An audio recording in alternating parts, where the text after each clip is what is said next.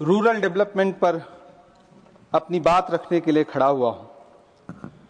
कोई खुशबू न कोई फूल न कोई रौनक, उस पे कांटों की जहालत नहीं देखी जाती। हमने खोली थी इसी बाग में अपनी आंखें, हमसे इस बाग की हालत नहीं देखी जाती। रात बस रात ही होती तो कोई बात नहीं, उसका आकार मगर दूना नजर आता है। जितने चमकीले सितारे थे वो सब डूब चुके, सारा आकाश बड़ा सूना नजर आता है। बुलबुलें खुश थी उम्मीदों के तराने गाए, लेके पतझड़ से बहारों को चमन सौंप दिया। अब तो मासूम गुलाबों की ये घायल खुशबू शीश धुनती है कि खारों को चमन सौंप दिया। तुमने क्या काम किया उनके अभावों के लिए, जिनकी मेहनत से तुम्हें तख्त मिला, ताज मिला। उनके सपनों के जनाजों में तो शामिल होते, जिनके चुप रहने की वजह से तुम्हें राज मिला। उदय प्रताप जी ने बहुत शानदार ये कविता कही है कि कवि की आवाज बगावत पे उतर आई है। दल के दलदल से हमें कोई सरोकार नहीं। तुमने इस देश की तस्वीर बिगाड़ी ऐसे, जैसे इस देश की मिट्टी से तुम्हें प्यार नहीं। वरना अंजाम वही होगा जो पहले भी हुआ। कुर्सी तो कुर्सी है, निगाहों से उतर जाओगे। मौत आनी है जब आएगी तुम्हारी खातिर, मौत से पहले बहुत पहले ही मर जाओगे। सभापति महोदय, गांव की परिकल्पना में प्यार था, अपनापन था, भाईचारा था। कभी महात्मा गांधी ने जब गांव का सपना बुना तो मुझे लगता है उसमें वो मोहब्बत थी कि गांव में अगर किसी बिटिया की शादी होती थी तो पूरा गांव अपने संसाधन लेकर के, कोई चारपाई लेकर के, कोई गुड़ लेकर के, कोई प्रेम लेकर के खड़ा हुआ करता था। लेकिन पिछले 2014 के बाद से गांव में जो नफरत बो करके विकास किया गया है वो अद्भुत और अकल्पनीय है। हालत यह है, हम जिस गांव में पैदा हुए उन गांव में कोई सीताराम चाचा, कोई भगवती चाचा हम लोगों की उंगली पकड़ करके चौराहों पर हमें मिल जाता था, आशीर्वाद भी देता था और डांटता भी था।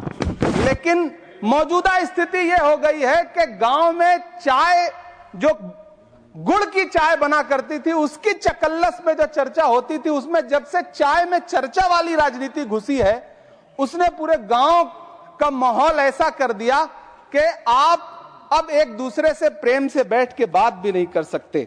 मैं, माननीय मंत्री जी यहां पर मौजूद हैं, रूरल डेवलपमेंट के मंत्रालय के बजट पर चर्चा हो रही है। चाहे मनरेगा हो, चाहे किसान हो, सारा इससे जुड़ा वर्ग परेशान है। मजदूरों की स्थिति ऐसी है कि आप मनरेगा को प्रोत्साहित करने के बजाय मनरेगा को समाप्त करने की कोशिशों में लगे हुए। सच बात यह है कि राज्यों पर भार डाल करके आप मनरेगा खत्म कर देना चाहते हैं और उसके लिए आपने नाम लिया है कि आप उसका नाम बदल करके बी ग्राम जी करके उसके पीछे आप इसको छुपा लेंगे।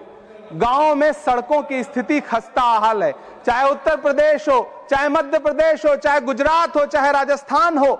गांव में सड़कों की स्थिति ऐसी है कि किसी गर्भवती महिला को अगर अस्पताल ले जाना हो तो सड़कें ऐसी हैं कि उन पे चलने वाले वाहन शायद अस्पताल तक महिलाएं पहुंच भी नहीं पाती हैं, उनका प्रसव रास्ते में ही हो जाता है। महोदय, गांव में हालत यह है कि किसान आपके सामने सरकार के सामने लगातार अपनी मांगे लेकर के खड़ा रहा, लेकिन इस सरकार ने दिल्ली के रास्ते की तरफ कूच करने वाले किसानों की राह में फूल नहीं बिछाए बल्कि कीलें बिछाई। 750 से ज्यादा किसान शहीद हुए। कीमत तो बहुत बढ़ गई शहरों में धान की, लेकिन विदा न हो सकी बेटी किसान की। मौका मिला तो लोगों ने कुर्सी के वास्ते तस्वीर ही बिगाड़ दी हिंदुस्तान की। सभापति महोदय, इस सरकार में बातें तो बड़ी बड़ी रही।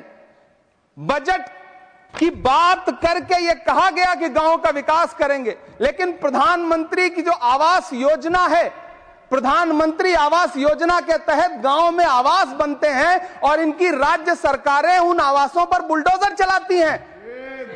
ऐसे कई मामले अलग अलग राज्यों में देश के सामने हैं। आप कहेंगे तो मैं पटल पर रख दूंगा, अभी हां पटल पर रख दूंगा, ऑथेंटिकेट कर दूंगा। महोदय, जब पीएम आवास योजना के तहत बनने वाले घरों पर बुलडोजर चलेंगे तो आप गांव के कौन से विकास की परिकल्पना कर रहे हैं?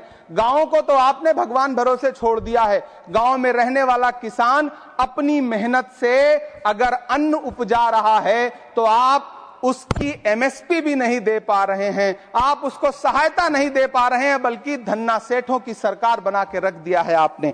महोदय, मैं जानता हूं मेरा समय समाप्त होने वाला है, लेकिन एक मिनट मुझे कंक्लूड करने दें, मुझे कंक्लूड करने। सर, हमारी आंखों में तो ऐसे गांव के सपने थे कि जहां रहने वाले ग्रामीण अंचल के लोग शहरों की तरफ पलायन ना करें, ऐसा सपना हम देखा करते थे।